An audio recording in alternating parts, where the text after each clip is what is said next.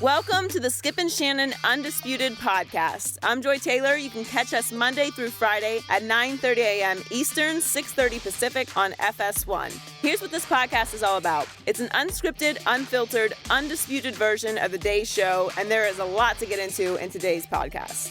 Morning, guys. My voice is a little better this morning. Again, I apologize for the raspiness. Six-time Pro Bowler Terrell Owens is at the debate desk this morning with his homemade jacket and all to talk about his chances at Canton, his history of being a teammate, and of course, we have to talk about the Cowboys. LeBron and Russell Westbrook both had triple-doubles. Skip and Shannon take different sides on which superstar had a more impressive night. Plus, our man Ray Lewis is back today to talk Eddie Lacy and how Seattle might be able to use him. Finally, Steph Curry celebrated his 29th birthday by having 29 points and ending the Warriors' three-game losing streak last night. We debate if they might be in trouble. Skip and Shannon, let's debate. We're joined by Terrell Owens. Terrell, welcome to Undisputed. Morning. Good morning. Happy to have you. You guys with some documents. Oh, Give it a document, dog. Yeah. Exhibit A and Exhibit A. We'll use that at some point. Okay. Well, you're wearing your homemade Hall of Fame jacket. Why don't you tell us why you made that? Well, first of all, I just want to let you guys know I came on here with a tremendous amount of trust, belief, and confidence in who I am, along with the people that have coached and played with me. Really, that what has been said about me is pretty much a lie, simply their opinion, and that doesn't define me. Neither does the Hall of Fame, and I say that just know that because my numbers aren't going to change. They're not going anywhere. So for me, I don't have a problem coming on here voicing my opinion, standing up, for myself, really in defense of my character. It's really not about being in the Hall of Fame. I think the people that know me, playing football wasn't a dream for me. I don't have a story, some monologue or muse where a football was put in my hand at the age of 3, 4, 5. I'm simply an athlete that learned how to play the sport, and I became good at it. And I played with the best receiver, the greatest receiver of all time, in Jerry Rice. And so I learned from that guy. We both had similar paths in terms of our path to the NFL, our work ethic, and that's where I am. By the way, just a quick point. Terrell's handed us a copy of a notice of termination signed by Stephen Jones, the vice president of Dallas Cowboys. And this is from March 5th, 2009, when they released you. We will get to that a little later. Exhibit A, yes. All right. Yes. Okay. I have Exhibit B, too. Okay. Yes. You've mentioned on several occasions, T.O., about the process being flawed. Do you know the representative that presents the case for you in front of the other members? Have you talked to that person? Yes, I have. I spoke to him. It was Matt Mayako in San Francisco. Yep. Okay. And I talked to him at length a little bit, and he basically reached out to a number of my teammates, some coaches, to dispel the notion that I was a horrible teammate. Right.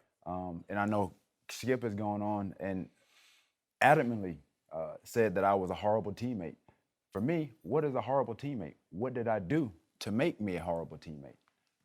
When I look at it, and the problem that I have is that it seems that they put so much weight and credibility when coaches or players says T.O. did this, but when other players or coaches come out and say, well, he was this, this, and this, they just brush that to the side.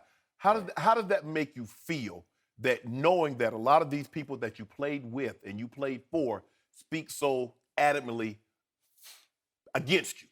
Well, for me, I think it's skewed in the information. He can pull some people aside, which he has, and they've said these negative things. But I guarantee or they pull me aside, but go ahead. Either or. Right. But again, there are people that have said the opposite. Right. But that's not what he's reporting. No, I have said that repeatedly from But the again, start. when you take it, from a 53-man roster, Right. just say he goes into the locker room and only a couple of people are pulling to the side or what have you, that doesn't speak for the majority of the locker room. Right. So again, you talk about me being a horrible teammate. Again, I can present you with Exhibit B. These are, for every person that he says something negative about me, I can pull you aside, and here's two people to that one person that I've said great things about, but nobody has ever said these things. From Steve Young, Kevin Barlow, Fred Beasley, the list goes, here you go, Joy. The list goes on. Okay. But nobody has never said that because I know what media does, negative sales. And that's what they've been presenting and portraying me all these years. Let's stay for the moment on the process, the flawed process. Well, the voting process. Has it, in your view, gotten, as Shannon has pointed out, personal in that room? What's your gut feeling there? I don't know if it's personal. I know I've watched this show, and every time I've been up for the Hall of Fame twice, as Shannon said, they've moved the needle. They've moved the finish line every time that I've come up. It was too many passes dropped, too many teams. What sense does that make? My numbers speak for themselves. Like this says right here, earned. I've earned it. And then you have guys like Chris Carter that comes on here and call me a flawed candidate. Here's a guy that's supposed to be a Christian guy, a character guy. You're talking about Chris. Yeah, Chris Carter, that has snorted cocaine, alcohol. He had his problems. He has corrected all those problems. But I'm a flawed candidate. So see, okay, let me ask you: did it because he played the position, because you know CC, because he said, did it hurt you more? Because this is what I always said. Okay. In order for something you say to bother me, I need to know you and I need to value your opinion for what you say to affect me in any way. So did it hurt you because he was a receiver?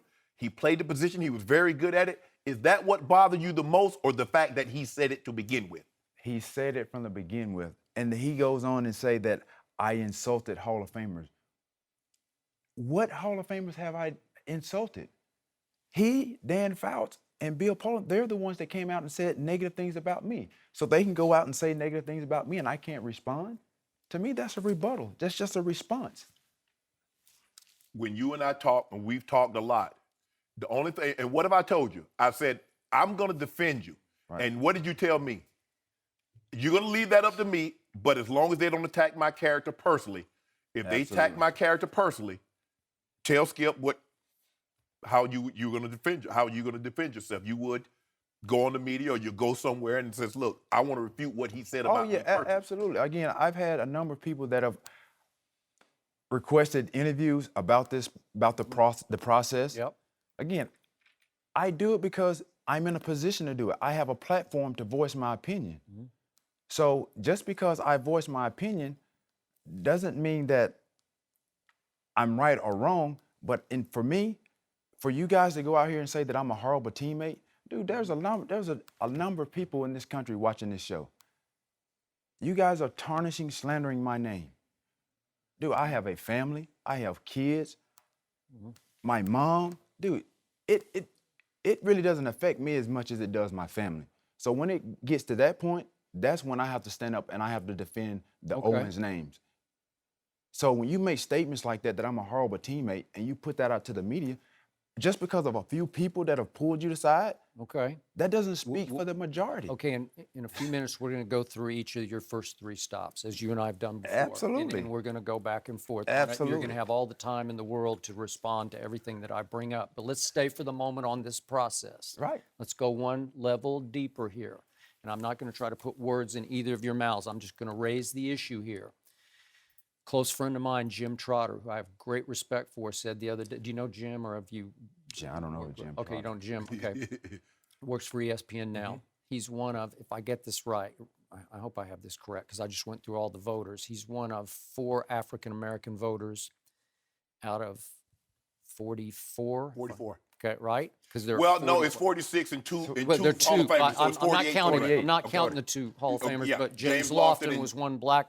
Yes. And Dan Fouts was the other. Dan Fouts was the Yes. other. Mm-hmm. Okay, so it was 4 plus 1, James Lofton in that room. And Jim Trotter was quoted as saying he got uncomfortable because he felt as you were being discussed, which leads often, as you do, the most polarizing player ever, to debate, that it got heated, as I'm sure it often does with some players, but especially with this player. And it made Jim so uncomfortable that he left the room and got an official, Hall official. He pulled a Hall official aside and said, "Hey, I'm just feeling a little uncomfortable here." He didn't go to race as part of it, but again, I wish there were more black voters involved. I just do. Now, that doesn't mean that a whole lot of black players haven't gotten in the Hall of Fame. See you and Chris Carter, and I totaled this up. There are 309 total. Does that sound right? Yes. And I counted 109 black players or could be front office or what do you call it? There's the veterans. Contributors, yeah, okay. So 109 out of 309, but you go way back to the early pro football, obviously, and it was mostly white, so you're going to get more white players in the beginning.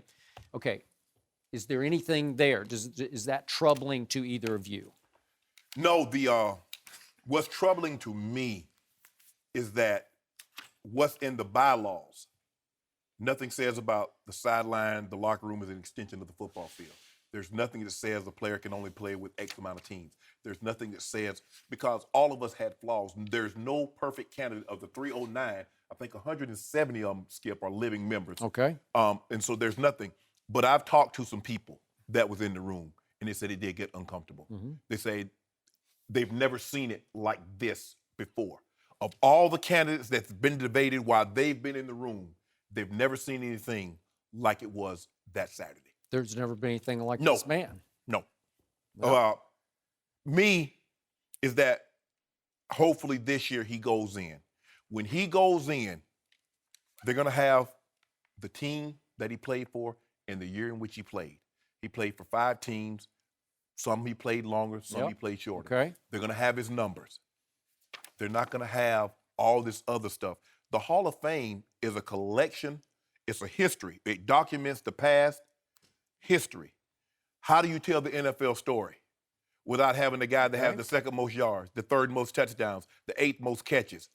How do you tell that story and have him not in there? My question is, name the quarterback that had the second most passing yards, the third most touchdowns, and he's not in the Hall. Name the running back, the DB that has the second most interceptions. Okay. We keep the process, and my thing is, look, if this was in the bylaws that says if you were a terrible teammate, that would be held against you. Okay. If you dropped X amount of passes, that would be held against you.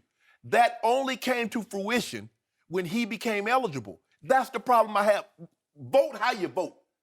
Okay. I'm not saying you need to do away with all 48 members and let all Hall of Famers, because you've been doing it for so long, continue to do it.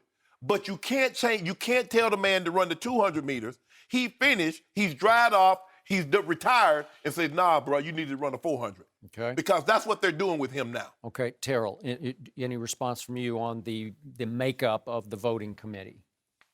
I don't have any issues with it, to be honest. Okay, good. I don't make up the committee. That's not up to me. But in terms of what he's talking about, the bylaws, the criteria in which a player should get in, I've met those. Other than that, I don't know what else to say. Okay. All right, let's go one more big picture before we start to break down specifics. Now you're wearing your jacket. You have earned the right to be in.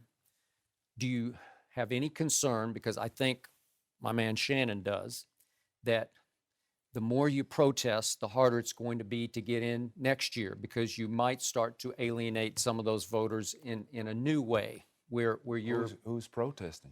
I'm not Well, protesting. you protested on Twitter, right? I mean, I'm not really protesting. I'm just saying the system is flawed. I'm not saying anything that nobody else has ever said.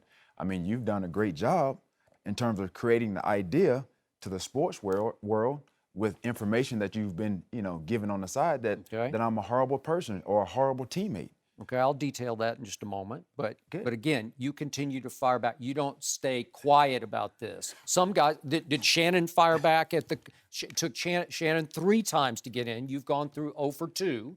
It took Chris Carter 6 times to get in, and I'm pretty sure neither Chris nor Shannon, did you protest publicly at all? Did you take any shots at the committee or say flawed process? I did not, but for me, Skip, the way he handled it and the way I handled it is different.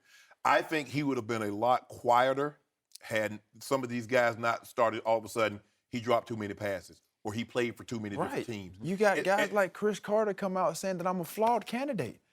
But then he goes on to say, I'm insulting Hall of Famers. Who have I insulted? It was he, Bill Polian, and Dan Fox. They're the one that attacked me. Okay, so, Terrell, what I did was it was a response. Okay, but when you make your own Hall of Fame quote, it's going to come off as a little presumptuous to some of the current Hall of Famers. Okay, well, that's... Like you're not in yet, okay. and maybe you will be someday, and yet... Again, this is not about me getting into the Hall of Fame. I addressed it earlier. This is in defense of my character in which you guys are trying to Okay, but your tarnish. character did come into play. Okay, whose character hasn't come into play? Well, some You got a people long play in list of those. positive way. That's a long. Some are very minutia. Okay, here's the flip side of Terrell. Okay. A guy I covered, Charles Haley. Do you know Charles? Oh, yeah, no, Okay, all right. yeah. Charles Haley was a very flawed character candidate. The things he did to protest to the 49ers management when they were there were just flat out disgusting. There are a couple of instances that I don't want to detail. I do recall some of Remember? those. Okay, Yeah. and 49ers basically said, we have had enough, more trouble than worth, and traded him to the rival upcoming Dallas Cowboys, where he was. Now, again, he was beloved by his teammates in San Francisco. When he went to Dallas, he was really beloved by his teammates in that locker room and by that whole coaching staff, who was shocked at how great a teammate he actually was. He was just upset about his money and treatment a little bit with the management in San Francisco. The media never got along with Charles Haley because he was at war with the media from the start. Yes. He was after me. He would call into my radio show and ridicule me on that. He'd say, put me on. I'm going to tell him what he's this and that. He'd make fun of me and make jokes about me. I don't care. I have campaigned for 10 years for Charles Haley to be in the Hall of Fame because he belonged. He ignited and united that Cowboy team. He became a leader of 3 Super Bowl champions. So that's the flip side. If we're talking about character, you can say all you want about Charles's character, but when it came time to play and perform and bring a team together, he did. So that's the flip side of you.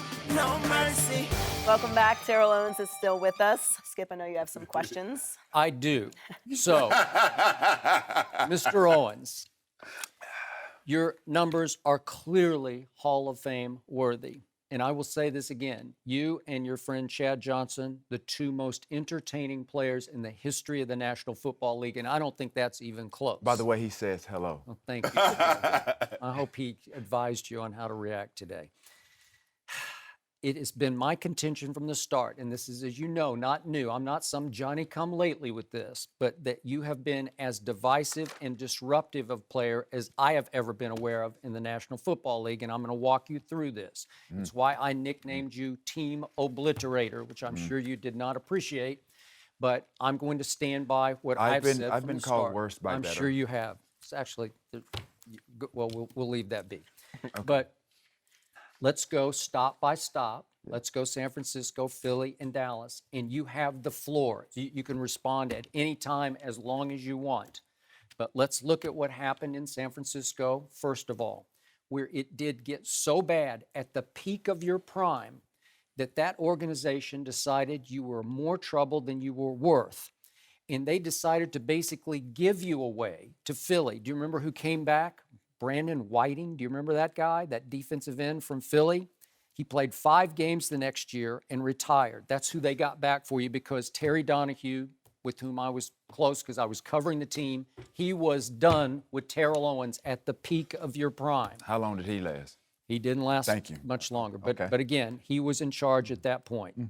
And as you well know, you got into it with Mariucci over various issues. You publicly accused him after that game in Chicago. Remember that, where you said he took his foot off the gas against his good friend Dick John, and I think you stand by that. Oh, yeah, absolutely. But trust me, the GM, Terry Donahue, was furious over that, and that was one of the final nails to him. Like, I just can't live with that anymore. Obviously, you got into it with Greg Knapp, your coordinator, repeatedly, and you showed him up on the sideline in Minnesota in the Randy Moss game. And who hasn't done that? I've seen Tom Brady do it to his happened teammates to and coaches. to some unknown receiver. so but I am got I it. different? But you went up and down. Okay, but they So didn't makes- love it. So what makes it acceptable for him to do it and I can't do it?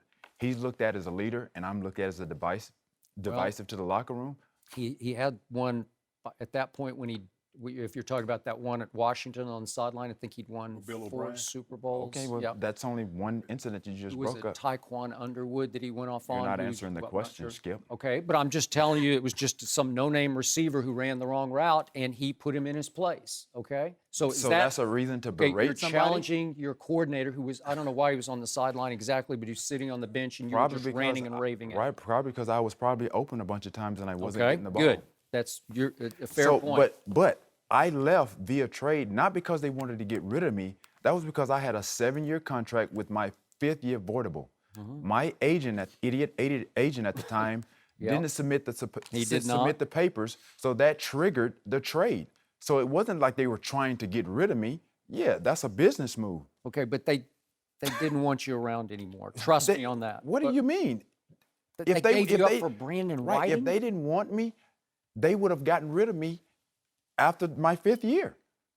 Well, they were just They could looking have for the traded first me. exit. Well, you were really good, too. You were arguably the best receiver in pro football at that point, and they didn't want you around anymore. They didn't just trade me. Okay, let's get to the deepest issue was with the quarterback, Jeff Garcia, who threw you a whole bunch of touchdown passes, and you took a shot at him in Playboy, and then you began to campaign for Tim Rattay. And I've taken accountability for that. You have. I've spoken with Jeff, and we're good. Okay, good. Wasn't the smartest thing I've ever done, Skip. Okay, thank you. But at that point, it was very divisive to that football team because you even campaigned to the media. I was there listening to it. You made a plea to go to Tim Rattay, the backup quarterback. There were for other Jeff guys Garcia. that wanted Tim Rattay too. Okay. He wasn't playing well. But you voiced it publicly. So in and you order were for us to win, powerful force in that locker room. more powerful than the head coach and the general manager? I think you were threatening their power, their well, if authority. that was the case, then they could have gotten rid of me Well, they did. at that time. That's exactly what they did. No, they did not. And then it got to the point where I said on KNBR on a show I did on the radio station there in San Francisco that, boy, maybe Terrell needs some sort of counseling. And the great Bill Walsh called me right after that show, and he said, we have gotten Terrell some psychological help. I don't recall that. Okay, well, that's what he told me. I don't and know. yet he was your biggest Well, proponent. if there is some psychological help and I went in, they should have some documentation. And Okay. I want to see it. All right, So well, you can't that's go what in he there, told you me. can't go on air and say that I'm pretty much a problem child, which Bill Polian has done. Okay.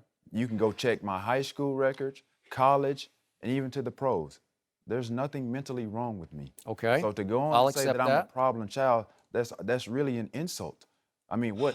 Because I grew up a black kid, supported, raised by my grandmother and my mom, didn't have a dad in the household, so that makes me a problem child? Well, there was the incident in Dallas that looked, what was that about? I explained that. You can Okay. go back to I explained that. Okay, go ahead, since we're there. Child, please. Okay. It was reported as an overdose of. So that's mental? I'm just asking for your I've side already of it. clarified it. Okay. All right, we'll go to the next I've one. already clarified it. I All don't right, know what else to so say. Bill Walsh was your biggest fan in that organization, and he was, to me, the greatest coach ever. I thought as far as coach and personnel director all in one, I think he's beyond Belichick, but I've told you, we went about back and forth on that on the Super Bowl. He said that you were as good at the chalkboard or the whiteboard as anybody he ever put up there, that as a receiver, you knew all the positions on offense. So just for the record, he defended you the way nobody defended you, and I think he was the last gasp in that organization who said, no, it'll work. We can figure this out. But everybody else at the top of the organization said no. So why wouldn't they value someone of that caliber? Why? Okay, so all I can tell you is that when I first got to the Bay Area, which was 3 years before this, I publicly defended you. And I was a lone wolf on that one. And I've told you this before, but a number of players pulled me aside, slowly but surely. This is the one where they pulled me aside, and they said, what are you thinking? He is tearing our team apart. But to your point, there were those in the locker room, and you just gave me a list of them, like Kevin Barlow and Bryant Young, all this, Julian Peterson, And Jamie Beasley. Winborn, Zach Okay. Bronson, Lance Schulters, all these guys. This happened in each of those locker rooms. It would be split right down the middle. I would hear this from these guys, and it wasn't a black-white split. It could be black or white both ways. So it didn't split like that, but it happened in Philadelphia and it happened in Dallas. So why wouldn't you create the narrative that I was a good teammate with the guys that spoke highly of me? I've always said that. I've always said it was That's not what 50, you got. No, but that's 50. not what you have been. No, you have not. I have. You're upset, and it seems to me, and I'm just watching your body language, and you're listening very intently. I am. It seems to be that you're very upset that they value so much of what Donahue said and what Steve Mariucci said, but when Bill Walsh says he's the ultimate guy, he does so much on the chalkboard, he's as smart as any player, Nobody ever mentioned that. Nobody's taking that in consideration. Just like the guys that have said and coaches that have said positive things. Nobody has taken that into consideration. Okay, but I've brought it up to you on air on First Take before. I told you all about Bill Walsh and how much he loved you. So just to stay balanced on this. So why isn't this information being taken in consideration I don't know. Well, in the Hall of Fame, It's because in the process? It's because of body of work, which leads us to Philadelphia. So you go to Philly and you sign another big contract. What was it? 7 years, $49 million. And everything was peachy keen from the start because it was you and Donovan. You were roommates and soulmates all through that first training camp.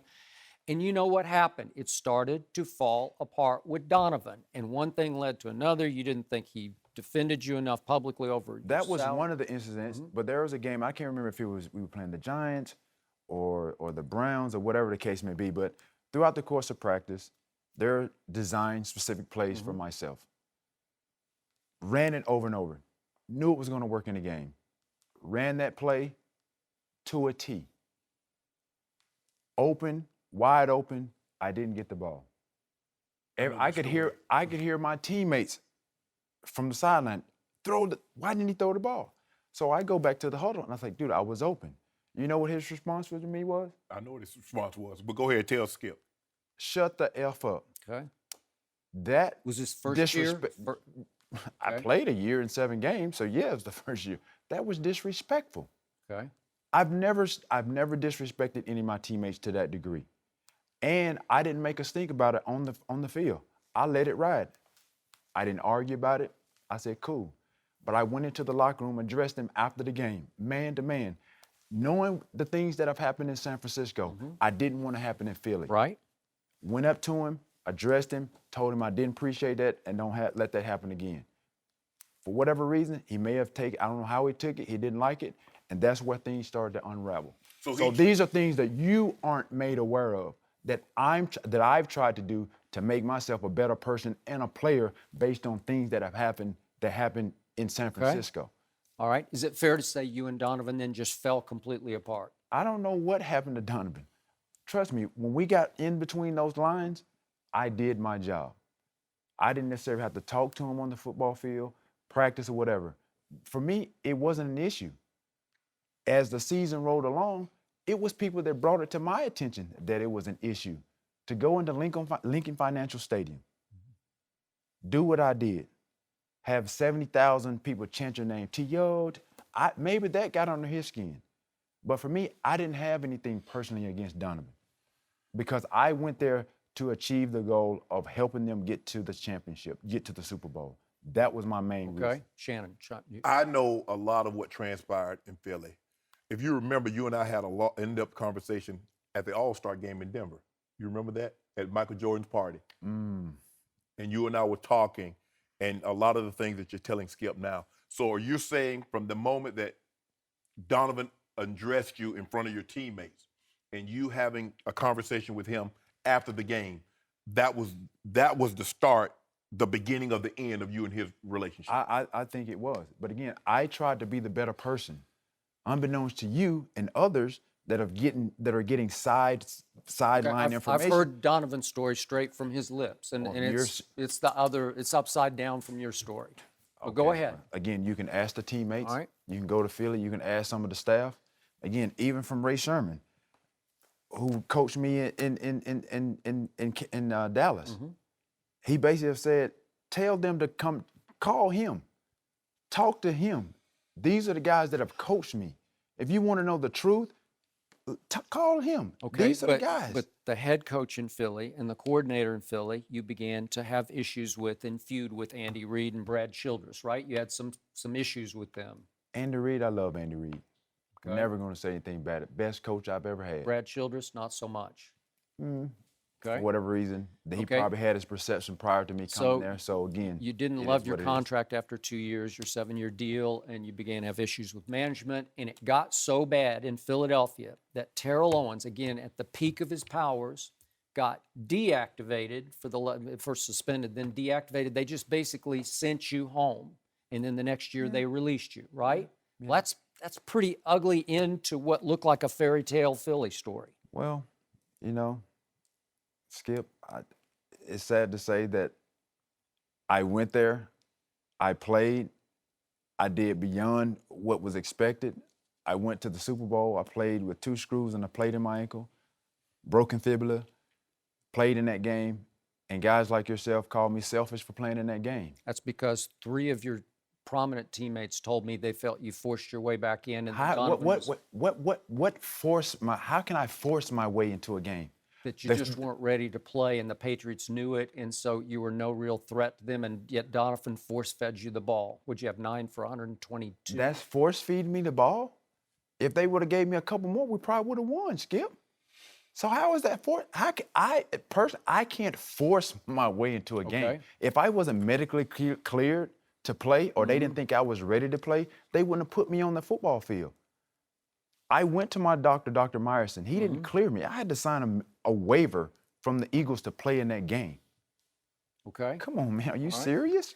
That's what they were serious. That when should they be told me that. that should be a plus and not a negative. Exactly. But Okay, again, but- according to and them, I was selfish for playing in that game. If it's anybody else that would have done the things that I did, He's tough. what? Okay, but They would've- just for the record, they did win 2 playoff games to get there without any Terrell Owens. But what does that mean? So you're just discounting what I did throughout the regular season? No, you had a great regular season, but they did win 2 without you. The swagger that I brought to that team that was think already there. Donovan- Even Brian Dawkins, guys on that defense knew I know and him. said that I brought swagger to that team that they needed to get them over the hump. So whether I played in 2 playoff games or not, that doesn't have any bearing on what I did throughout the regular season. And you were voted first team All-Pro, correct? And then you did take one last shot at Donovan, saying you weren't the one who got tired of the Super Bowl. First of all, Skip, I didn't say that initially. Hank Fraley and Freddie Mitchell said that. I never even saw How did it get Donovan attributed to you? because I did an interview in Miami, and the guy asked me something about being tired, about that very comment. And I said, I don't know anything about Donovan throwing up in the huddle. This was my response. I said, if anybody should have been tired, it should have been me, because I didn't practice for about a month and a half. And I went out there and I played the way that I did. That was my response. And you guys' media response was, y'all spent it and said that I threw him under, Okay, I threw him that's a under fair the bus. point. I But thought you Hank, said it. No, of course you think a lot of stuff. No, I But don't that think I doesn't mean- read. I read. So you believe it's- everything that you read? Donald Trump tweets a lot of stuff. You believe everything he reads? He tweets. I do not. No mercy. Welcome back. Terrell Owens is still with us. Skip. Yeah, I'm back. I'm back. Here we go. One last stop that we're going to talk about, Dallas Cowboys. Again, feel free to chime in whenever you feel like it. Absolutely. A Hall of Fame coach named Bill Parcells made it very clear from the start, did not want any part of you, and that was unfortunate for you because that's not a healthy situation to go into. Because he didn't know me.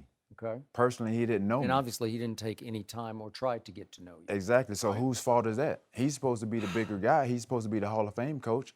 I mean, regardless. So you would think that he would be somewhat insubordinate to the manager, the owner. Yeah. The owner clearly wanted you. I think the owner loves him some box office, so he loves him some Terrell Owens. Okay, well, I sell tickets. What's wrong with sell that? He's a tickets. business. I told you you sell He's tickets. JJ's a businessman. And I also think JJ's and Jerry Jones feels like he can help or save a troubled star. He's got that. He's done that before, and I think he viewed you as somebody like who could become like another son to him that he could sort of help. I don't know what your relationship became. I mean, I love Jerry. I mean, I didn't sure like you the did. way I departed, but you know, it is what it is. Life is life. I It's got not it. fair always.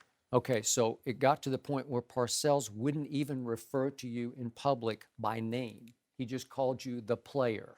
It doesn't matter. As long as my mom know my name, Okay, I'm good. well, she does. Skip, know. before you go, Go ahead. by him not referring to you by your name, did that make the relationship even more awkward? Did you ever address that with him? Well, if I was such a problem child, then I probably would have reacted like a problem child. Right. But I didn't. It didn't bother me. All I did, I was brought there to help, to play. But how could you play? How could you focus? Because normally people strive and work the best when they're in an environment that's conducive for them doing their job very, very well. And here you have the coach of your team refuse to refer to you by your name, calls you the player. How can I focus? Yeah. Man, my grandmother always told me to believe in me. and understand that there are going to be people out there that like you, and there are going to be people that dislike you. Regardless of what Bill Parcells think of me as a person, he never got to know me. He had preconceived notions. Did you have any talks with him at all? No. Okay.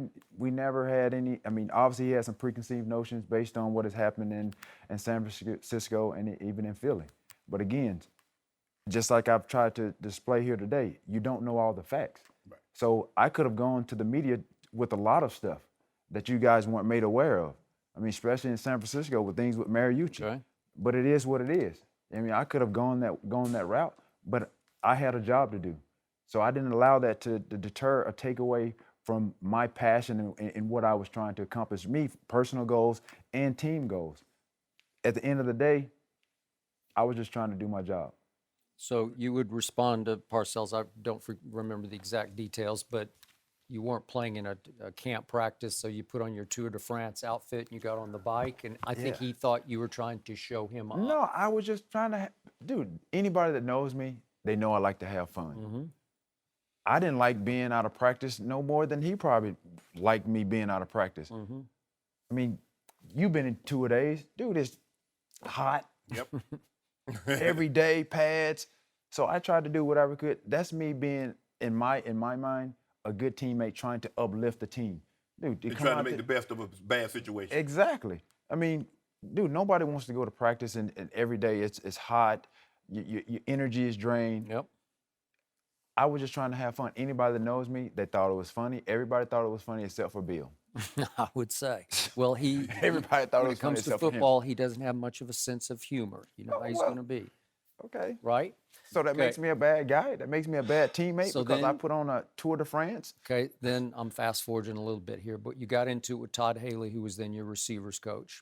Had a little shouting match with him or an incident with him, and you felt like Romo was favoring Witten to a fault, maybe throwing it to Witten more than to you. Is that accurate? Those were, and not really so much with Todd Haley. I mean, I don't even really know what that little argument was about. But in terms of the stuff that I said about Tony Romo and Witten, I brought it to attention to some of my teammates. In order for us to succeed, I knew I had to do a number of things on that football field. I can take double team coverage and allow other guys, enable them to be open.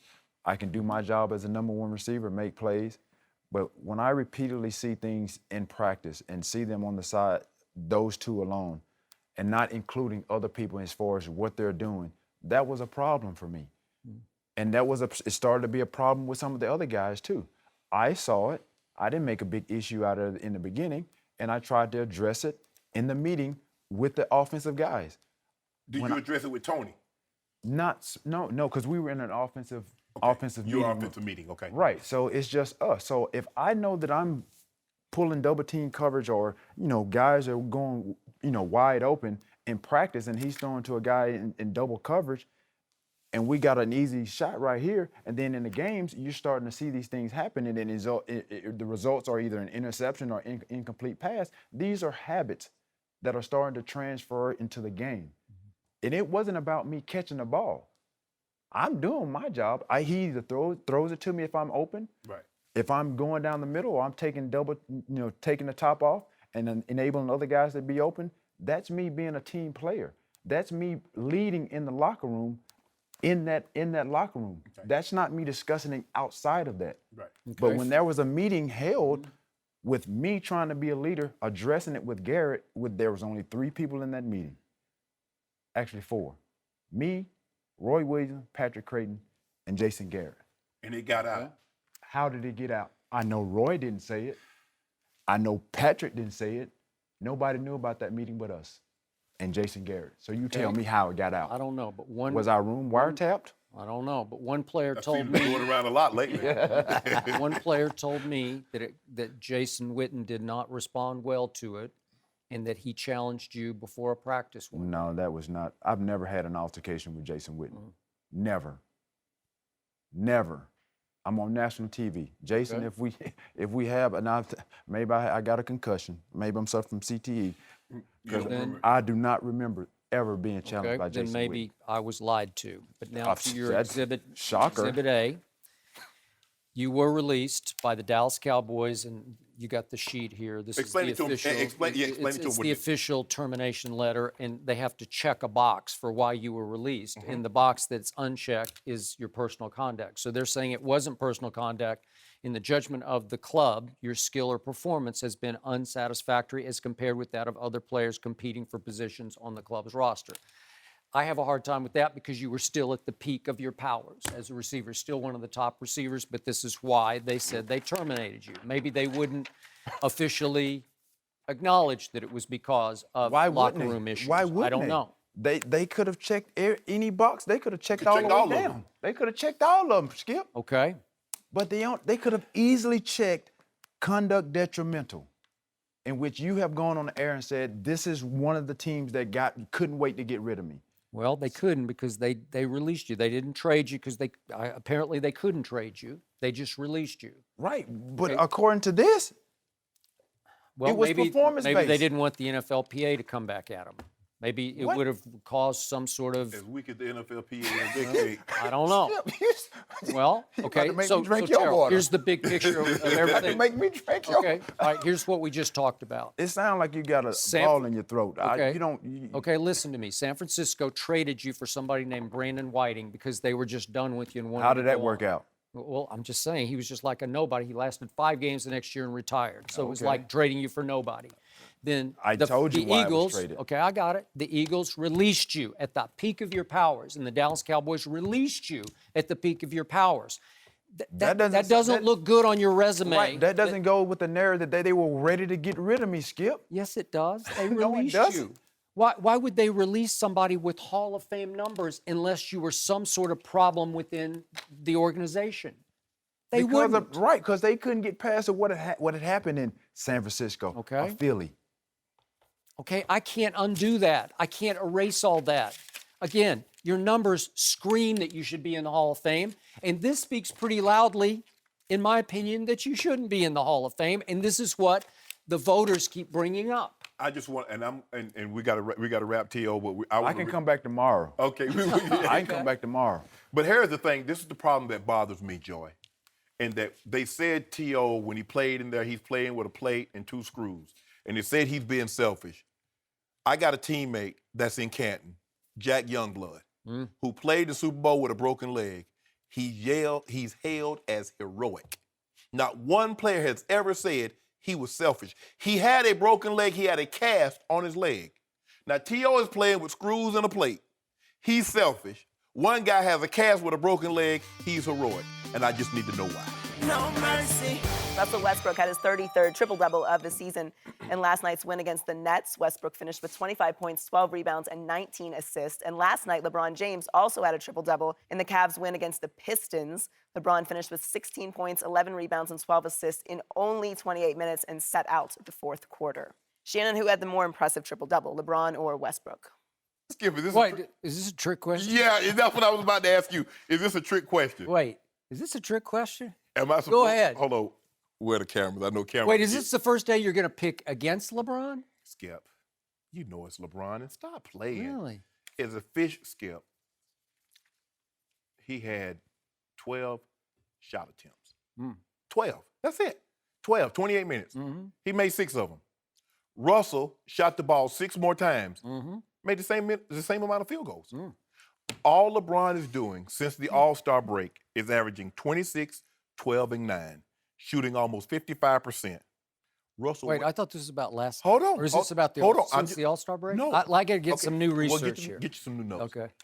LeBron is just showing you just how easy it is. If he wanted to get a triple-double, Oh. I could do this. Wow. See, Russell is getting triple-doubles because he's trying to win the regular season MVP. LeBron said, I don't need all those. I would like to win it, but that's on the bottom of my priority list. I got like 17 things I would like to do first. Wait, I think it might be second on this. Stop, priority list. Skip. But go ahead. Keep going. You keep interrupting me All right. trying to get I'm my not. shine off No, I'm LeBron. not. Skip, look, Detroit just beat them last week. They went to Detroit. Detroit beat them, and you're like, oh, there's a king. He's got to make those plays. He's got to rebound. Yeah. Now he plays 28 minutes. What, LeBron, why are you playing on Saturday night? You're playing 38 minutes when you know you got to go to Houston and play the next night. Is that what I said? That's exactly what you said. Yeah. But LeBron says, you know what? I'm going to go on and get this triple-dub. I hear bull jiving around. Let me get this triple-dub in under 28 minutes and go on and shut it down to let everybody know if I wanted to average a triple-double, I could. He's also on pace to have more assists per game than any forward in the history of the 70-year NBA. So with the efficiency... That's part of this topic, but keep going. Well, keep going. The efficiency in which he did it. Yep. And the way he was able to dismantle the Detroit Pistons, who are the seventh or eighth seed, they're in the playoffs, as opposed to Russell against the Brooklyn Nets. Really, Skip? I could get a triple-double. Tell me when it's my turn. Okay, it's not your turn yet. Okay. Russell, look, and I'm not going to take anything away. The guy got a triple-double. But, Skip, the Brooklyn Nets, is that the worst team in the NBA? Yes or no? Yes, on record. What do you mean? Is it my turn? Do I go? No. Okay. How else are we going to prove they're the worst team if we don't do it by record? Tell me when I get to talk. If you answer my question, can you answer this? That's part of my answer. Okay, so tell me when ahead. it's my turn. Okay, you want to talk so much. Is that all you got? Go ahead, Skip. You're done already? Yeah, That was a weak case. Go ahead. You make your case. My turn. Westbrook's triple-double last night was far, far more impressive than LeBron James. And let's start, first of all, with my pet triple-double peeve that LeBron violated last night, because I don't like any triple-double with points below 20. I think we should make a new cutoff. A triple-double should require 20-plus points, because it's just, when you're in the teens, it's just not fair. Well, Magic would probably have 30, and Jason Kidd would have 10. All right, well, the point is, LeBron James managed to score 16 points, and he took a few shots. I give you your efficiency point, but still 16 should not qualify for a triple-double. And just for the record, now LeBron has 10 triple-doubles this year, and 3 of them came with points below 20. Russell Westbrook now has 33, and just for the record, just to be fair, 3 of those 33 came with points below 20. So 3 of 10 versus 3 of 33. But just to be fair, how many times did he shoot 50% from the floor in those triple-doubles? I'm talking, so it's my turn. Last night, the Cleveland Cavaliers made their first 10 three-point shots. Whoa!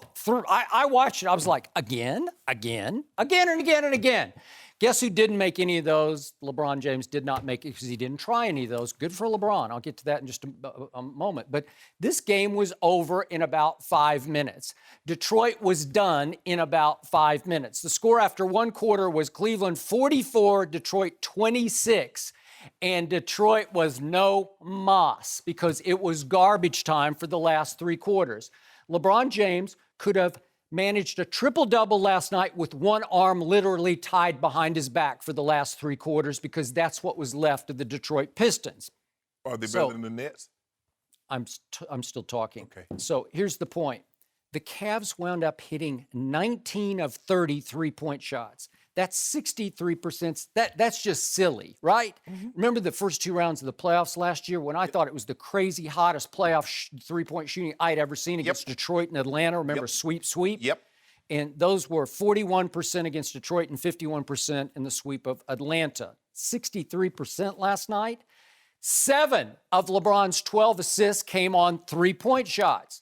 7 out of 12? Wow, that means you just go here, boom. Well, that's a pretty easy assist as opposed to bounce pass to a cutter or whatever. Oh, bounce pass and have Steven Adams dunk the ball. Or Taj Gibson dunk the ball. Okay, but if you're flying through traffic, that's a harder assist. It's a higher degree of difficulty than LeBron dribbles up the ball and says, it's your turn. Here, boom. So you're telling me and the viewing audience that a three-point shot is easier than a dunk or a layup. Especially when you're on fire making threes as they were last night. 19 out of 30? Are you kidding me? And by contrast, only 4 of Russell's 19 assists last night came off three-pointers. 2 of those were late when the game was already decided. Oklahoma City, by the way, is the 3rd worst three-point shooting team, while Cleveland is 2nd best to, of course, my San Antonio Spurs. What was Westbrook? Okay, here we go. I'm still talking. The best thing that LeBron James did last night was he quit jacking up three-point shots. He attempted only 2, and of course he missed both of those. But meanwhile, his teammates, that's all he needs. He needs Kyrie to make 4. He needs Richard Jefferson to make 4, which they both did. He needs Derek Williams and JR to each make 3, which each of those guys did. And that was the story of that game. In his sleep, he could have had that triple-double, as opposed to, now I move on to what happened in Brooklyn. I watched this entire game, and trust me, the Nets played hard from start to finish against an Oklahoma City team that, like so many teams in the Eastern Seaboard over the last 2 days, had a tough travel day getting to Brooklyn because there is, I don't know if you noticed, but there's a snowstorm, and I'm so happy I'm not in the middle of it anymore. Thank you very much. Hold on. Thank you, Jamie. Was the game played in the snow? It was so it had no bearing on the game. It was hard to get to the game. You know it. They weren't walking? And as Taj Gibson said after the game, he complimented the Nets in his stand-up that he did for the Oklahoma City Fox sports station that carries the game that I was watching. And he said he was very surprised at how hard the Nets played because that game was tied at halftime and they needed every bit of Russell Westbrook in the second half to pull away because the Nets were bombing threes. I don't know what got into them. Maybe it's the snow outside. I don't know. They were snowing threes last night. They made 12 out of 24. That's 50%. By their standards, that was great. But where did Oklahoma City do the most damage last night? In Brooklyn, on the backboards. They won the boards 44-30. And guess why that happened? Because Russell Westbrook led both teams with 12 rebounds. Second on the Thunder was Taj with 8. And the leading rebounder for the Brooklyn Nets was Brook Lopez with 6. Let's get this straight. The little 6'3" guy, the little guard, the little point guard for Oklahoma City, he had 12 rebounds to lead his team by 4 and to lead the other team by 6. 12-8, 12-6. Wow. How does he do that? It is astonishing to me that Russell Westbrook led all rebounders with 12 last night. And yet you give him no credit. You still got him, what, 4th on your MVP list? That's not in discussion right now. Okay, well, that's where I'm going. Here's the capper. The Brooklyn Nets have not had a single player record a triple-double for the last 7 years. And last night in Brooklyn, Russell Westbrook recorded his 33rd triple-double of this season. Think about that. None for 7 years, 33 just for this season. Because you know it was far more impressive than LeBron. You know why they haven't had a triple-double against him? Because they've been so terrible over the last 7 years. I'm not saying against them. I'm saying for them. Regardless, they're so terrible. It was easy. The stars from the other team are normally out of the game at halftime. Second of all, hold on. Second of all, you keep talking about the weather. Was it a Iditarod? I thought that was known to Juneau. I didn't know. I don't think it's known to Juneau, but go ahead. Whatever. Well, it's from Juneau to Nome. Okay. It's 1,100 miles, whatever it is. Yeah. So what did that have to do? You know what? Russell Westbrook could win the Iditarod by himself. That's how good he is right now. Let me ask you a question. He could pull the sled 1,100 miles. That's what he's doing. He's pulling their sled by himself. In those 30. You know what? Cantor and Oladipo ride. They're the drivers. Can I talk? Well, you set it up. You set me up for that one. Thank you. How about this? How many times has Russell Westbrook shot 50% from the floor in those 33 triple-doubles? He's a 6'3" guard who shoots outside shots like crazy. Steph Curry shot 50% from the floor last year. He's a 6'2" guard. He's not shooting right now. Well, all I know is Steph Curry is a freak of nature. We've never seen anything like Steph Curry. How could you compare him? See, there you go. I'm asking you a simple question. If you don't know the answer, just say, Shannon, I don't know the answer to this. Well, why don't you just tell me? How many Shannon, I don't know the answer to this. Why don't you just tell me? 10. 10. 10. T-I-N, okay. 10. What was the question? I don't even remember. How many times has Russell shot 50% from the floor in those 33 triple-doubles? He's not 7'3". He's 6'3". What do you want from him? LeBron is 8 for 10. 8 for 10. Wow. I am so impressed. Efficient. He's 6'9" and 260 pounds.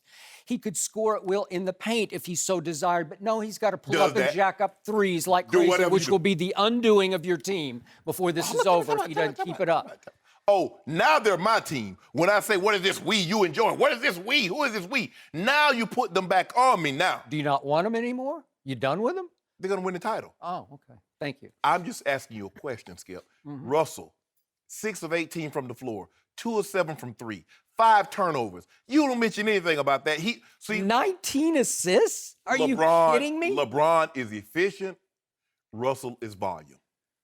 You like volume? Have at it. I like efficiency. I got an efficient car. I got an efficient home. I got these like solar panels in the apartment that I'm living in right now. What? I like efficiency. I'm not buying that. Skip!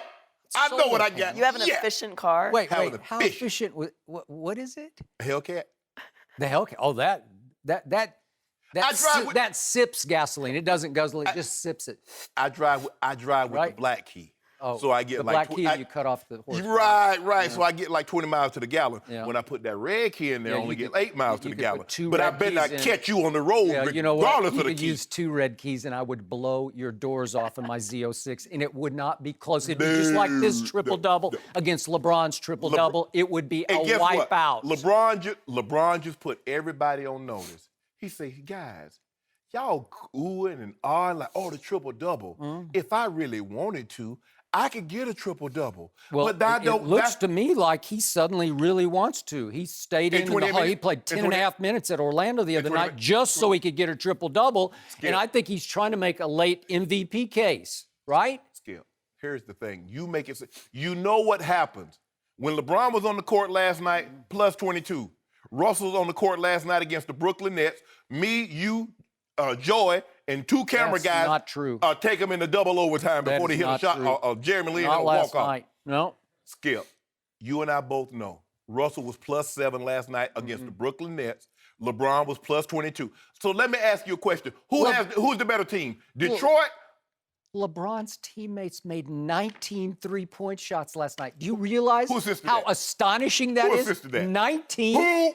I told you who did. He threw 7 passes that got 7 easy assists off crazy hot Okay, how about this here? Steven three-point Adams, shots. 4 of 5. Taj Gibson, 8 of 17. Victor Oladipo, 9 of 15. So you make it seem like they were shooting from half court. I guarantee you, what was the longest shot Steven Adams attempted? What about Taj Gibson? But they don't shoot outside the lane. Taj will shoot a few mid-range So jumpers. when did Taj Gibson turn into Kevin Durant and shoot 3-pointers, 20-footers? You're making my case. They're not a very good team, and guess what? They are threatening to rise into the 4 spot that you say, there's no way they could. I'm doing Shannon now. There's no way they could get to the 4 spot. No. I tell you what, we'll put something on it then. Put what on it? Whatever. Oh, now that I'm 4 games down, put something on it? They're threatening. They've only beaten the team in the 4 spot the last 3 times, the Utah Jazz. How great is that? Want to put something on that? Put something on it. They do not get to the 5. I'm saying they won't even get to the 5 seed. Put something on that.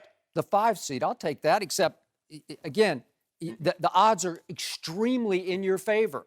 But I'll take the 5 seed. I'll take it. Oh, look here. Only time I do odds is when I go to the casino. You know, I try to find with the best odds. Right now, I think Baccarat have the best odds. So that's what I like to play. I really don't. I like Pow-Gow. 3-card poker. Don't worry about it. But anyway, all I'm saying is this. They're going to be the 6th seed. They will be the 6th seed. I'll bet you a tank of gas they get to the 5th seed. You know what? For your Hellcat. And you know what I'm going to do? For your efficient Hellcat. You know what I'm going to do, Skip? I'm going to go find a place that charge $6 a gallon. I may have to drive to Pasadena. All right. But I'm going to drive it and say, look here, put this on Skip Bayless tank. Remember, you got to fill up my Z06, too, if you lose, right? I'm not going to Skip. Huh? Y'all Oh, it's a one-way bet? I No, only have to pay you off? No. I got no problem with that. Got no problem with that. Okay. If I blow the doors out that Z06, Should we ever settle up the Mountain Dew cases and the water here cases is in the even. NFL season? We even. I don't know about that. You owe me Joe, at least one. Joy. But it's okay. I'm okay. Skip, you going to sit there with a straight face and say, we're not even. Look, we're not even. No mercy. Eddie Lacy agreed to a 1-year deal with the Seahawks yesterday. Lacy reportedly weighed 267 pounds during at least one of his free agent visits this offseason.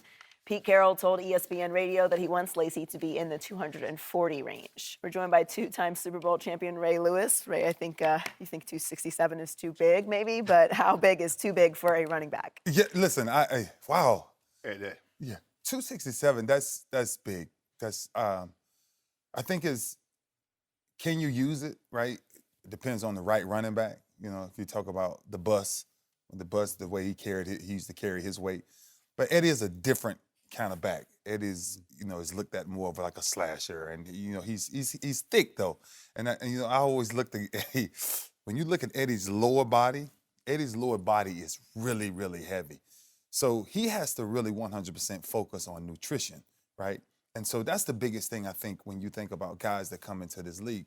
The freedom that they have, they don't understand what to do with that freedom, right? And somebody that's already big like he is, he comes in and has these bad eating programs, and you see every time he eats, it gets right in his belly area, right? And so you ask yourself, when you come into a camp, like before you go into camp, what's the first thing you're saying to yourself? The first thing you're saying to yourself, there was something I did myself when I came in camp every year. I used to come to camp every year, and I used to say, I want to see who abs look better than mine. Because I just want to see who working. Because I believe this is the engine. I believe that right, the abs make everything go. And so when you see somebody like Eddie year after year coming out of college, been out of college now many years, and you ask yourself, why haven't you caught up to the business? Because the business side says, if you're lighter, you're better, right? And so that's the thing that I think, you think about what's the weight. I don't know what the weight is for him, but I know 267 is way too heavy for a running back of his style to come in. What would you weight. play at? Oh man, I played at all type of different weights. And then when I started messing with this guy, I got up to 260. But that was my Super Bowl year, and he had me lifting in ways that it was crazy. I was 260 with like 7% body fat. You see? So but he would train me, but he taught me, and that's one thing about, leadership and, having somebody in the locker room that understands it, because one of the first stories that I ever tell about this guy is I'm sitting in there and I walk in and we're like, I'm standing at his house and nobody knows I'm standing at his house. And I walk upstairs and I'm like, okay, well, what are we gonna eat? Like, we just got through working out. What are we gonna eat? Listen to me, Skip. I walked upstairs. This man had dry chicken breast, green beans, no seasoning, no nothing on it, with pepper on the side, and a bottle of water. I say, well, who finna eat that? He say, that's our meal. That's not my meal. I need freaking food, Shay. He was like, no, that's what we eat. We eat for survival. We don't eat for enjoyment. That's what, and so he taught me that, man. And so that's what I think. So you got up to 260 and you came into the league at 2... Oh my gosh, 225. 225. But see, and then with him, I was able to now control it because I kind of understood the science. So then I kind of. But he was young in his career. Yeah. But I told him, I said, as you start to get older, you take 2 pounds. Yeah. Sure. A pound to 2 pounds off your weight every year that you stay into the league. Yep. So probably when he left, he's probably around 238, 240. Yep. Because as you get older, you lose that lateral quickness, so you need to be lighter. Yep. Eddie Lacy checked in at the combine in 2013 at 231 pounds. Wow. Okay. 231. Now, it's being reported that he has weight incentive clauses in his contract. Skip. My very first 2 contracts, I had clauses, I had incentives. After that, I said, I don't want incentives. I say, because I should be a Pro Bowler. You paying me this? I should be a Pro Bowler. I should be an All-Pro. I should lead the team. I don't need weight clauses because you paying me this, I should be able to control my weight. Skip, that's unacceptable. You are a professional. And you talk about, well, he shape. First of all, I don't know what kind of, that's egg, that's pear, that's apple. Neither of those shapes are good for an athlete. Skip, that's not, this is why he was injured so much, Skip. Okay, but Ray did bring up a guy I know very well, Jerome Bettis, the bus. And I know he's a different runner, different body, but he, I don't know what Jerome weighed, 260 something? Probably 255, 260.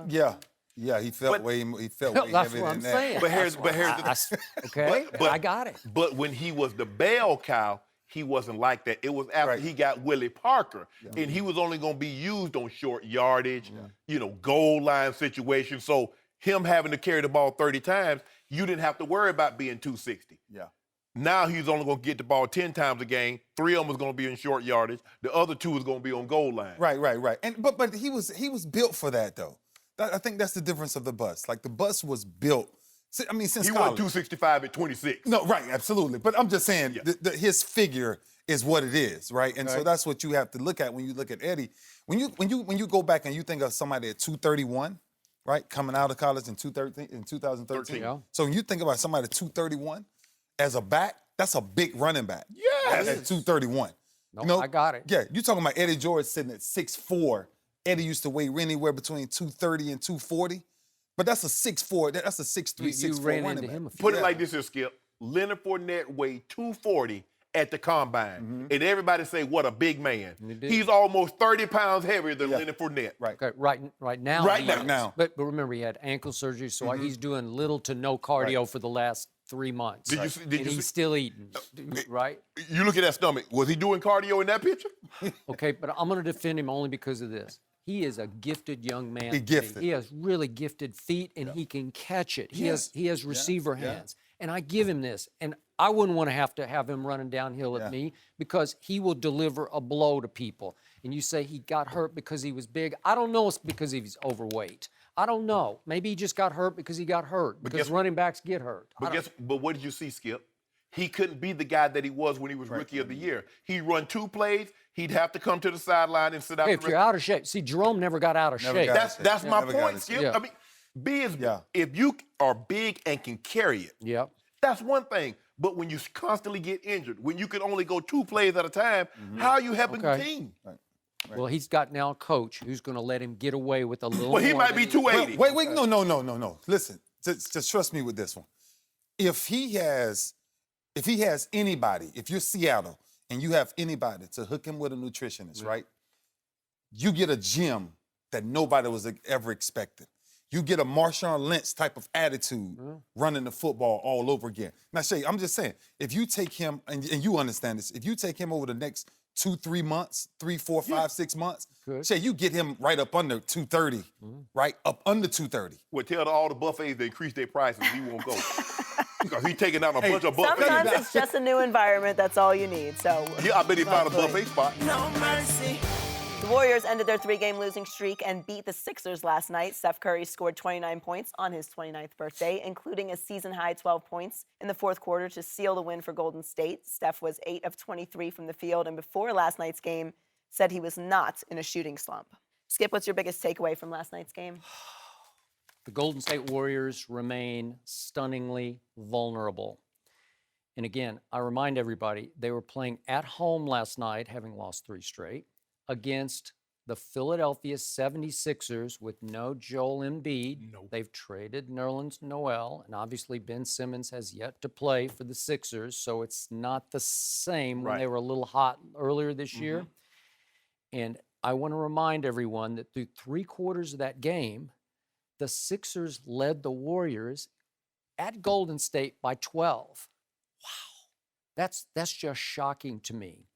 And Steph Curry, through the first 3 quarters of last night, if you go back, I'm going to add on to the stat that went into the game. He was 20 of his last 84 three-point shots. Wow.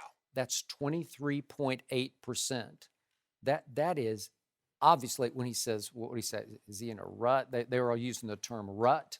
That's a shocking slump. By his standards, back-to-back MVPs, the greatest shooter. Hasn't everybody proclaimed him the greatest shooter we've ever seen? Yes. Yeah.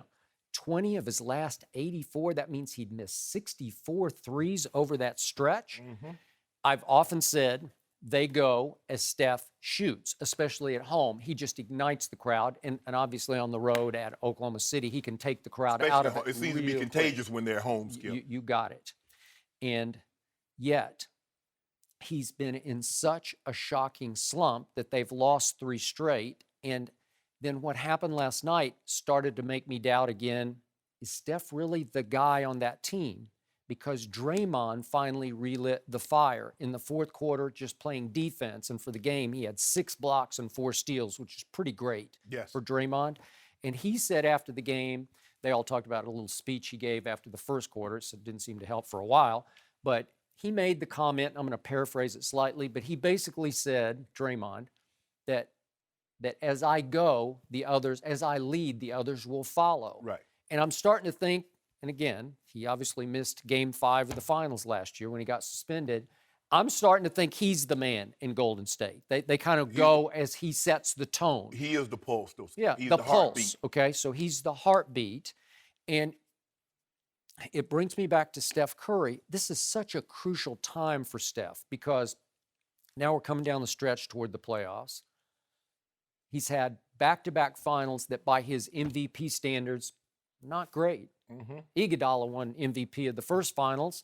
And last year, in a Game 7 in his house, Steph's house, he was okay, but he wasn't transcendent the way you thought he would be at home. He didn't go off like we have seen him go off in the playoffs before. Correct. LeBron outplayed him, not head-to-head, but just overall for the game, LeBron outplayed Steph Curry. Now, Kyrie hit the shot. Stop, well, you know it, and I know it. I got to put the exclamation point on it because that's what he did. What about that? Hold up. I thought you liked triple-doubles. He had one in the last game, Game 7. Oh, yeah, and he also had that bicycle built for 2 chase down block where he had 2 people on the bicycle. He and JR. He needed JR to cut across Iggy's path to slow him down, and then he came with the closing. Skip, after playing 46 minutes, how can he so much up the courage and the strength? Where did it come from, Skip? So back to Steph Curry. So Steph goes out in the offseason, and obviously Durant wanted to leave and come to Golden State, but Steph said, come on over. You know, like he welcomed him in. And I got to tell you, the more I think about it, I start to lose a little respect for Steph Curry because I don't think a lot of great players would have said, I need another great player, a player who could make a case he's even better than I am to come help save me after I won back-to-back MVPs. It's hard to say no to Kevin Durant, but, you know, obviously if we go to the top, the GOAT, Michael Jordan would have said no to Kevin Durant. Well, he just wouldn't. He just didn't need it. Tom Brady should have said, oh, no, I don't want Dwayne Allen. I don't want Brandon Cooks. Man, get those guys out of here. I don't need a guy that runs 4-3 and give me a... So Hold on, Brandon Cooks is Kevin Durant? Skip. Wow. Skip. I didn't know that. Skip. I didn't notice. Maybe I didn't watch enough Saints All games. I'm saying is Tom Brady should have said, I don't want a guy that can get down the field like Randy Moss did from 2007 to 2009. I don't need Dwayne Allen. I don't need a guy that was taken high in the draft and can score a bunch of touchdowns and have a great... I don't want that. I don't need Burkhead. You know why he can get away with that? Because Tom Brady has paid his dues since the 07 season with nothing but Edelmans and Amendolas to throw to, with an occasional Gronk who can't stay any healthier than Tony Romo can stay. So he earned the right to have at least one guy who can run 4-3, just one guy, Brandon Cooks. He's not a game changer, but he can run 4-3. All right, so back to Steph Curry. So he wanted Durant, he welcomed Durant, he lost Durant, and all of a sudden, they lost it. They lost their way without Kevin Durant. Wow. Well, that means the pressure is mounting on Steph Curry. Well, their margin of error is so small without Kevin Durant. Because they've integrated him into their team, and so they're used to playing with him as opposed to previous 2 years where they didn't, 67 and 15, 73 and 9. But I said it before, Skip, no KD, no jewelry. And last year, Skip, even this year with KD, they beat this team by 30 points. And if you look at it, Steph Curry was going into the fourth quarter was 4-17. So he got on that hot streak in the fourth quarter, and that was 3. Yep. Yeah. But Skip, here's the thing.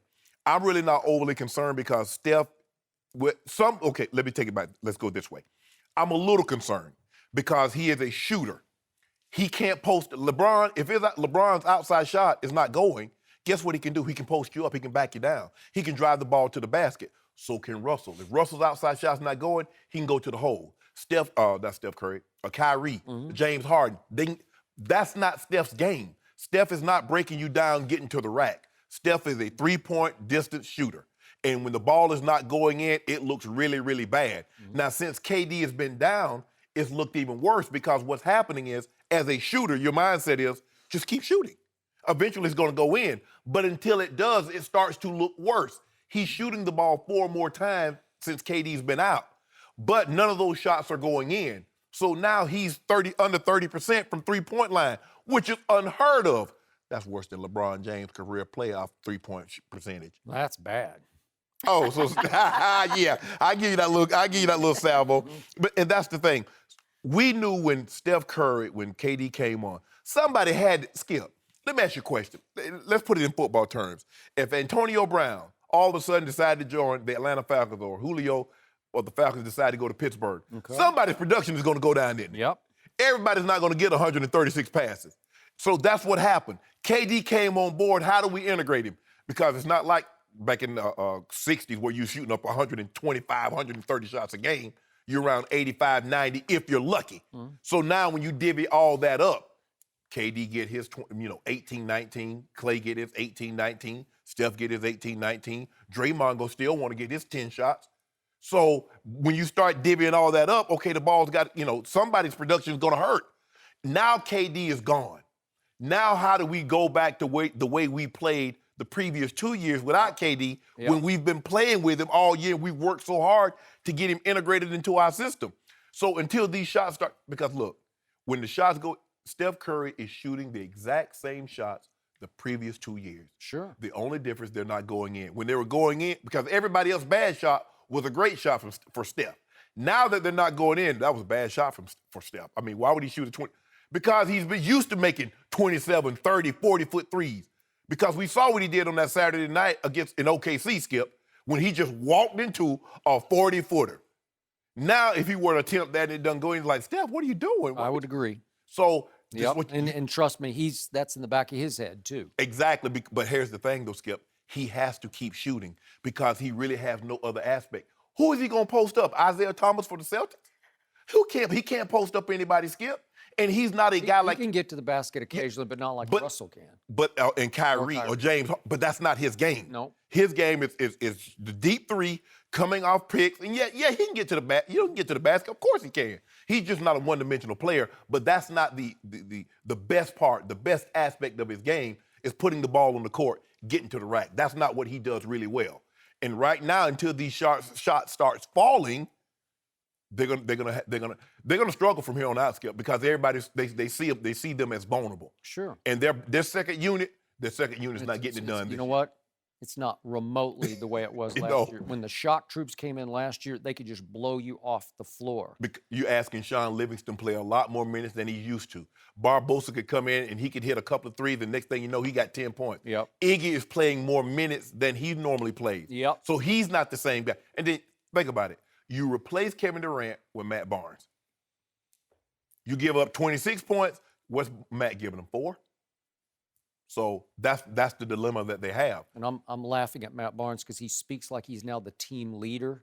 Like even last night, Draymond's doing the stand-up after the game, and Barnes comes over and like rubs his head like I'm cool, like I'm part of the you just got here yesterday. Come on, what are you doing? Well, what are you doing? The Gotta point make you is, feel good about your Spurs, though. it does, and the bottom line is the door is a little open. I'm not writing off Golden State when Kevin comes back, but now we await word on LaMarcus Aldridge heart condition because the Spurs clearly need him, not on the offensive end. In fact, the other night the ball moved a lot better without LaMarcus. I don't love him on the offensive end, but he's about 6'11" and long, and he can. They're a long team. He can protect. You got Dedmon at almost 7 feet. You got Powell at almost 7 feet. You got LaMarcus. You got Kawhi that has a 7'5" wingspan. He does. So it's hard to get the ball inside in all these passing lanes. Look at you pitching for the Spurs. But you know what, Skip? But you know what we got? We got that king of Akron. No mercy. This is the Skip and Shannon Undisputed podcast, where we're delivering you an unscripted, unfiltered, undisputed version of the biggest topics of the day's show. Be sure to subscribe to the podcast on iTunes, like us on Facebook at Undisputed on FS1, follow on Twitter at Undisputed, and catch us at 9:30 a.m. Eastern, 6:30 Pacific, Monday through Friday on FS1. You can find us on channel 219 on DirecTV, 150 on Dish. Thanks for listening. I'm your host, Joy Taylor. A fun day here at Undisputed. To listen to today's show and all of our podcasts, make sure you subscribe on iTunes. We would love a review. We're back tomorrow with Greg Jennings, Rob Parker, and Chris Broussard. We'll talk to you then. Fox Sports, one of one.